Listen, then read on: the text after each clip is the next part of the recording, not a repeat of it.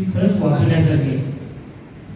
3 वर्षामध्ये भविष्यामध्ये वाटचाल करत असताना या महासंघामध्ये सुमारे 17,000हून अधिक विश्वस्त पुरोहित, धार्मिक संस्था, भक्त यांचं संघटन एकत्र केलं असून जोडलं असून महाराष्ट्र, गोवा, कर्नाटक इत्यादी राज्यातील 2,400हून अधिक मंदिरात वस्त्रसंहिता लागू करण्यात आली आहे. मंदिर महासंघाने महाराष्ट्रातील मंदिरांची शेकडो एकर भूमी लँड माफिया, भूमाफिया, घोटाळेबाजांपासून वाचवण्याचा प्रयत्न केला आणि वाचवले. कर्नाटकामध्ये मंदिर महासंघाच्या विरोधामुळे मंदिरांकडून धन घेणारे मंदिर आणि धर्मादाय संस्था यांचं विधेयक 2024 संमत होऊ शकलं नाही. तर तिथल्या राज्यपालांनी परवानगी न दिल्यानं प्रदीर्घ काळ प्रलंबित राहिल्यामुळे सदरचं विधेयक शासनाकडे परत पाठवण्यात आलं. कर्नाटकातून गायब झालेल्या 4,170 मंदिरांच्या पुनर्स्थित्वासाठी आंदोलन केलं. यासह मंदिराच्या विविध प्रश्नांसाठी मंदिर महासंघ सातत्याने लढत आहे. महाराष्ट्रामध्ये सुद्धा बऱ्याच वेळा अमरावती सारख्या भागामध्ये एका मोठ्या देवस्थानची जवळजवळ 170 एकर जमीन आता पुनश्च मिळवून देण्यामध्ये आपले संभाजीनगरचे जयस्वाल म्हणून ॲडव्होकेट जयस्वाल म्हणून त्यांनी खूप मोठी मदत केली. साधारण बऱ्याच मंदिरांच्या जमिनी काही त्यांची कुळं असतील, कार्य असतील त्याच्यावर ताब्यात असून काही मंदिरांची अवस्था खूप वाईट अवस्थेत आहे. दिवाबत्तीसुद्धा पैसे नाहीत अशी परिस्थिती आहे. तर हे सगळं एकत्रित लढण्यासाठी मंदिर महासंघ प्रयत्न करत आहे. मंदिर महासंघ थोडासा उलट दिशेने वाटचाल करतो, म्हणजे आधी कळस मग पाया. 23 साली स्थापन झाल्यानंतर पहिल्यांदा राज्याचा मंदिर महासंघ स्थापन झाला, तदनंतर विभागीय शाखा स्थापन झाल्या, नंतर जिल्ह्याच्या शाखा स्थापन झाल्या आणि आता तालुक्याच्या शाखा स्थापन करण्यासाठी प्रयत्नवादी आहोत. अशा उलट्या पद्धतीने वाटचाल करून मंदिर महासंघ आपलं स्थान बळकट करत आहे, आपली पाळंमुळं खोल होत आहे. तर अशा या मंदिर महासंघाची चतुर्थ न्यास परिषद येत्या 22 तारखेला साताऱ्यामध्ये स्वराज्य मंडळ कार्यालयात आयोजित करण्यात आली आहे. आणि या मंदिर महासंघासाठी, या मंदिर परिषदेसाठी सुमारे 1100 पेक्षा जास्त मंदिर विश्वस्त जोडले गेले आहेत. त्यामध्ये भविष्यामध्ये येणारे अष्टविनायक, महाराष्ट्रातले अष्टविनायकाचे ट्रस्टी विभागात येणार आहेत. भारतामध्ये 12 ज्योतिर्लिंग आहेत, त्यातील 5 ज्योतिर्लिंग महाराष्ट्रात आहेत, त्यांचे देखील प्रतिनिधी उपस्थित राहणार आहेत. तसेच नाशिक सारख्या तीर्थक्षेत्रामध्ये जिथे भविष्यामध्ये कुंभमेळा भरणार आहे, या क्षेत्रातून सुद्धा तिथले प्रतिनिधी आपल्याकडे उपस्थित राहणार आहेत. अशा सर्व उपस्थित असणाऱ्या प्रतिनिधींचं मनपूर्वक आत्मान्वय स्वागत करतो आणि माझं 2 शब्द थांबवतो. महाराष्ट्र मंदिर महासंघाचे प्रेरणास्त्रोत सच्चिदानंद परब्रह्म डॉक्टर आठवले जगद्गुरू भगवान श्रीकृष्ण यांची चरणी वंदन करतो. सर्वप्रथम आपण सर्व पत्रकार बंधूंचं मी हार्दिक स्वागत करतो. आणि तुपे सर आहेत किंवा सोनवणे सर आहेत, यांनी सांगितलं की आपल्या सगळ्यांचं खूप चांगलं सहकार्य असतं आणि खूप चांगल्या पद्धतीने तुम्ही हे जे काही उपक्रम आपण राबवत आहोत त्याला चांगल्या प्रकारे प्रसिद्धी देत आहात. याबद्दल तुमचे सगळ्यांचे धन्यवाद मानतो. मंदिर न्यास परिषद सातारा येथे 22 मार्चला आहे रविवारी स्वराज मंडळ कार्यालयामध्ये. तर एकंदर जर महाराष्ट्र मंदिर महासंघाचं जे कार्य पाहिलं तर त्याच्यामध्ये एक लक्षात येईल की 2023 साली या कार्याची सुरुवात झाली. महाराष्ट्र मंदिर महासंघ म्हणून निर्मिती झाली आणि त्याच्यामध्ये आपण एक पंचसूत्रीनुसार हे कार्य करतोय, म्हणजे मंदिरांचं संघटन व्हावं, मंदिरांमध्ये समन्वय निर्माण व्हावा, मंदिरांची सुरक्षा व्हावी, मंदिरं ही धर्मप्रचाराची केंद्र व्हावी आणि मंदिरांचं सुव्यवस्थापन चांगलं व्हावं. या पंचसूत्रीनुसार आपलं हे जे कार्य आहे ते सुरू आहे. या जोडीला ज्या मंदिरांचं सरकारीकरण झालेलं आहे, जवळपास आपल्या भारतातले 4 लाखाहून अधिक मंदिरांचं सरकारीकरण झालेलं आहे, सरकारच्या ताब्यात आहे, ती सर्व मंदिरं मुक्त व्हावी हे एक आपलं ध्येय आहे. आणि याचबरोबर मंदिर परिसरामध्ये किंवा मंदिर परिसर आहे तो मध्यमांस मुक्त व्हावा या दृष्टीने पण आपले प्रयत्न आहेत. असे विविध उद्देशांनुसार महाराष्ट्र मंदिर महासंघ कार्य करते. आणि जसं तुपे सरांनी सांगितलं खूप चांगल्या पद्धतीने याला प्रतिसाद मिळते. 17,000 मंदिरं आपल्या मंदिर महासंघाशी जोडली गेलेली आहे. आणि जवळपास वस्त्रसंहिता हा जो आपण विषय घेतला होता मंदिर परिषदेमध्ये आपण वेगवेगळे विषय घेतो, त्याच्यामध्ये ड्रेस कोड वस्त्रसंहिता विषय घेतला तर जवळपास 2,400हून अधिक मंदिरांमध्ये ड्रेस कोड लागू झालेला आहे. याचबरोबर शिर्डीच्या मंदिर परिषदेमध्ये आपण सामूहिक आरतीचं महत्त्व सांगितलं की सामूहिक आरतीच्या माध्यमातून हिंदूंचं संघटन करणं कसं शक्य आहे.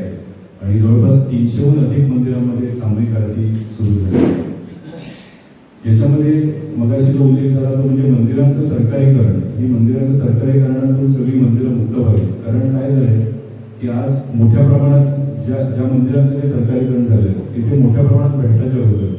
म्हणजे अगदीच आपण बघितलं, उदाहरण द्यायचं झालं तर महाराष्ट्राचं कुलदैवत जे आपण म्हणतो किंवा छत्रपती शिवरायांची जी कुलदैवत तुळजाभवानी आई तुळजाभवानी, त्या मंदिरामध्ये प्रचंड प्रमाणात भ्रष्टाचार झालेला आहे आतापर्यंत. जवळपास 120 किलो सोने, 480 किलो चांदी आणि याबरोबर कोट्यवधी रुपयांची रोकड असेल, सिंहासन असेल, दानपेटी असेल, याच्यामध्ये तत्कालीन जे कोणी तहसीलदार असतील, जिल्हाधिकारी असतील, ठेकेदार असतील, विश्वस्त असतील, यांनी मोठ्या प्रमाणात भ्रष्टाचार केला आणि जवळपास 8.5 कोटी रुपयांचा भ्रष्टाचार झालेला आहे. तर याच्या विरोधात हिंदू जनजागृती समितीने छत्रपती संभाजीनगर खंडपीठामध्ये याचिका दाखल केली आणि CID चौकशी त्याची लागली होती. तर ते जिल्हा पोलीस अधीक्षक आहेत, त्यांनी असं आवाहन दिलेलं आहे की याच्यामध्ये ठेकेदार असतील, राजकारणी असतील, विश्वस्त असतील, या सगळ्यांनी मिळून संघटनाने भ्रष्टाचार केलेला आहे आणि ते दोषी आहेत आणि यांच्यावरती FIR दाखल करण्यात आली. पण दुर्दैवाने असं झालं की गेल्या 2020 सालचं ही घटना सांगते की 2020 साली ही याचिका दाखल केली होती आणि त्याच्यामध्ये त्यांनी आरोप दाखल करावे, FIR दाखल करावे असं सांगितलं होतं. 5 वर्ष झाली तरी पण अद्याप एकही FIR दाखल झाली नाही. म्हणजे एक प्रकारे हा जो भ्रष्टाचार चाललेला आहे त्याला कुठेतरी पाठबळ आहे का कोणाचं, असा एक प्रश्न इथे विचारायचा वाटतं. हे आपल्या तुळजापूर भवानी मातेच्या मंदिराचं आपण बघितलं. सिद्धिविनायक मंदिरामध्ये पण अशाच प्रकारचा घोटाळा झाला होता. म्हणजे त्याच्यामध्ये जे संबंधित जे राजकारणी होते त्यांनी काय केलं, सिद्धिविनायकचा जो पैसा आहे तो आपल्याच संस्थांना देणगी रूपात दान केला, म्हणजे वाटला होता.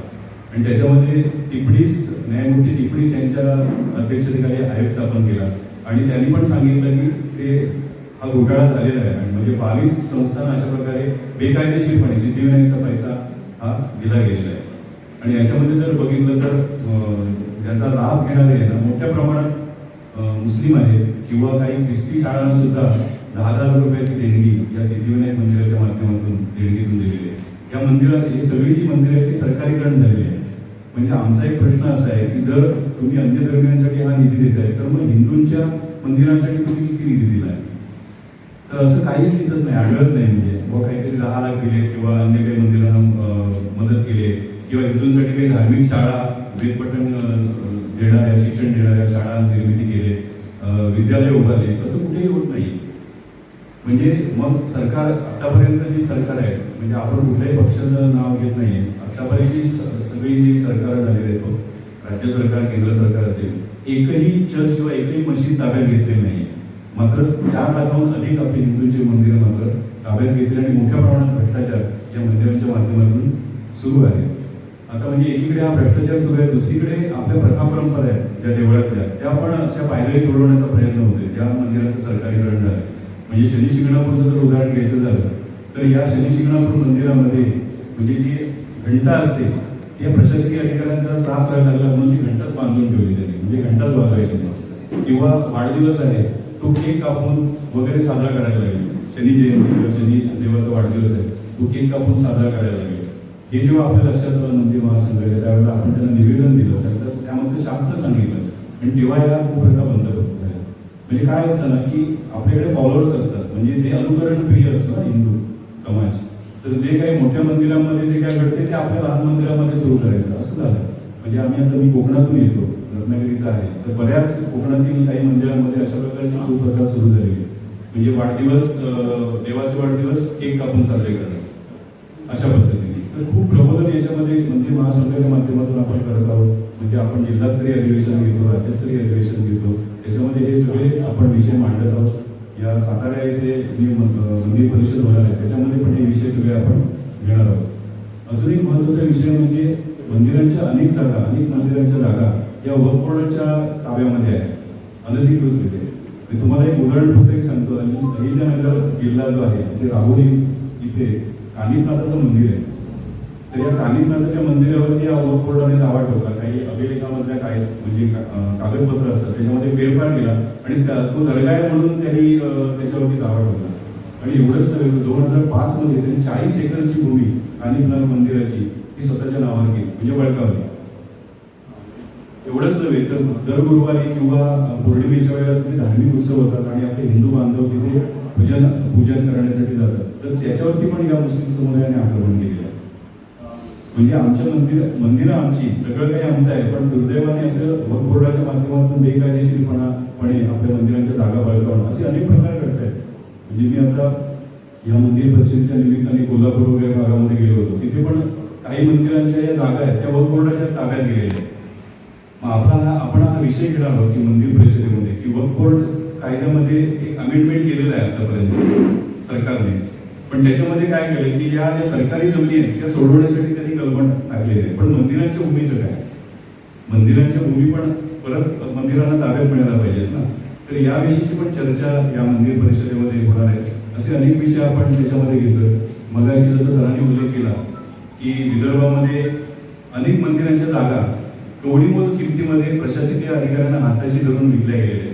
म्हणजे अमरावतीमध्ये जे सोमेश्वर संस्थान जे आहे देवस्थान, त्याची 50 कोटी किमतीची जी शेत जमीन आहे ना, ती केवळ त्याची विक्री किती 960 रुपयात त्याची विक्री केली गेली होती. हा एक प्रकार उघडकीस आला. त्याच्यानंतर अकोल्यामध्ये तेल्हारा म्हणून गाव आहे, तिथे बालाजी संस्थानची जी देवस्थानची भूमी आहे, 30 कोटी किमतीची जी शेत जमीन होती केवळ 10,000 रुपयात विक्री केली गेली. असे सगळे प्रकार उघडकीस यायला लागल्यानंतर मग मंदिर परिषदेमध्ये आपण एक असं ठरवलं की हे जर प्रकार थांबवायचे असतील, कारण मंदिरांच्या ज्या भूमी आहेत त्या कुठेतरी दान दिलेल्या आहेत. आतापर्यंत आपल्याला माहिती की छत्रपती शिवाजी महाराज, अहिल्याबाई होळकर यांनी अशा राजे महाराजांनी मंदिरांची सुव्यवस्था व्हावी, व्यवस्थापन त्यांचं चांगलं व्हावं, दिवाबत्ती व्हावी किंवा मंदिरांचे वार्षिक उत्सव साजरे करता यावेत म्हणून मंदिरांना दान दिलं तुम्ही. बाकी सगळं आर्थिक सहाय्य पण केलेलं आहे. पण आज दुर्दैवाने अशी स्थिती आहे की त्या मंदिरांच्या जमिनीत लागण्याचे प्रकार होत आहेत. मग याच्यासाठी अँटी लँड ग्रॅबिंग ऍक्ट सरकारने करावा या दृष्टीने पण आपले प्रयत्न सुरू आहेत. आपण गेल्या 4 महिन्यांपूर्वी एकाच वेळेला महाराष्ट्रामध्ये एकाच दिवशी जवळपास 300हून अधिक ठिकाणी जिल्हाधिकाऱ्यांना निवेदन दिलेले आहे. त्याच्यामध्ये 1000हून अधिक मंदिर विश्वस्त सहभागी झालेले होते. अशा पद्धतीने अँटी लँड ग्रॅबिंग ऍक्ट करावा कायदा या दृष्टीने पण याच्या बाबतीत म्हणजे मध्यंतरी राज्य आणि विधी न्याय मंत्री जे आहेत आशिष जयस्वाल यांच्यासोबत आपली बैठक झाली आणि त्यांनी असं आश्वासन दिलेलं होतं की अँटी लँड ग्रॅबिंग ऍक्ट आपण करूया, तुम्ही मसुदा आपण तयार करून द्या. तर याचे अपडेट्स पण आहेत ना, ते आपण या मंदिर परिषदेमध्ये देणार आहोत. असे विविध सूत्र या मंदिर परिषदेमध्ये चर्चिले जाणार आहेत. याच्यामध्ये विविध मान्यवर हे मार्गदर्शन करणार आहेत. आपल्या मंदिरांच्या समस्या सोडवण्याच्या दृष्टीने इथे पण मार्गदर्शन होणार आहे. तर असं आहे मंदिरांचं एक संघटन चांगल्या पद्धतीने व्हावं. कारण आतापर्यंत कसं आहे की सार्वजनिक क्षेत्रामध्ये आपण बघतो संघटन आहे, डॉक्टरांचं आहे, वकिलांचं आहे, कर्मचाऱ्यांचं आहे. त्या संघटन असेल तर त्या समस्या सुटतात. पण मंदिरांचं संघटन नव्हतं आणि याच्यासाठी महाराष्ट्र मंदिर महासंघ कार्यरत आहे आणि दरवर्षी आपण या अशा प्रकारच्या मंदिर परिषदा घेत आहोत. तर असे विविध चर्चासत्र याच्यामध्ये होणार आहेत आणि विविध विषय त्याच्या अनुषंगाने होणार आहेत. मंदिरांचं पावित्र्य कसं जपलं जावं, मंदिरांच्या माध्यमातून आर्थिक व्यवस्था कशी उभारली जाऊ शकते, मंदिरामध्ये प्रथा परंपरांचं पालन कसं करावं, मंदिरांचं पावित्र्य कसं जपावं, असे विविध विषय असे होणार आहेत. तर या मंदिर परिषदेच्या दृष्टीने आपणालाही आम्ही आवाहन करत आहोत की इथे जो सकाळचं जे उद्घाटन सत्र आहे तर याच्यामध्ये आपण पण यावं आणि एकंदर कार्यक्रमाच्या जो भाग आहे त्याच्यामध्ये पण तुमची उपस्थिती लाभावी. तुमची सगळी व्यवस्था आपण तिथे व्यासपीठासमोरच पहिल्या रांगेमध्ये खुर्च्या वगैरे ठेवून अशी करणार आहोत. तर जसं तुम्ही आतापर्यंत सगळ्या उपक्रमांना सहकार्य केलेलं आहे, तर या मंदिर परिषदेसाठी सुद्धा आपण सर्वांनी सहकार्य करावं अशी आपल्याला विनंती करतो. 22 मार्च 2026 रोजी मंदिर महासंघाची एक अधिवेशन महाराष्ट्र राज्यातील सर्व मंदिरांसाठी घेतोय. त्या मंदिरांच्या अडीअडचणी सोडवण्यासाठी काही गोष्टी आवश्यक असतात. जसं की आपल्या जिल्ह्यामध्ये म्हणा की 60% मंदिरांची नोंदणी अजून सरकारी दप्तरी झालेली नाही. ती का झालेली नाही किंवा ज्या मंदिरांची नोंदणी झाली परंतु त्याचा कारभार सुरळीत नाही तर काय अडचणी येतात. या अडचणी सोडवण्यासाठी retired joint charity commissioner Dilip Deshmukh हे मार्गदर्शन करणार आहे. तसेच सुप्रीम कोर्टचे जे मंदिरांसाठी लढा देणारे ॲडव्होकेट आहेत तेही या कार्यक्रमाला येऊन ट्रस्टी विश्वस्त यांना कायदेशीर मार्गदर्शन करणार आहे. त्याबद्दल तसेच अनेक प्रकारचे ज्या कायदेशीर अडचणी येतील त्या संदर्भात मार्गदर्शन करण्यासाठी सदरचा कार्यक्रम मंदिर महासंघातर्फे आयोजित केलेला आहे. धन्यवाद. माझं गाव भुईंज आहे. मंदिर महासंघाच्या माध्यमातून आम्ही यांच्या मंदिराच्या महासंघाच्या अनेक उपक्रमांना नेहमी उपस्थिती असतो. महासंघाचे उपक्रम खूप सुंदर आहेत. त्यातले 2-3 उदाहरण सांगतो मी.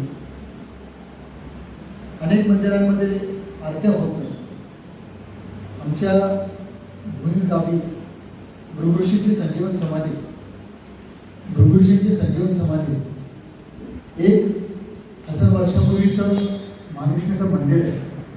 आजच बघा मी माझ्या जे परिचयाचे किंवा मला माहितीचे त्यांना मी आज किरणोत्सव सुरू झालेला आहे भुईंजमध्ये.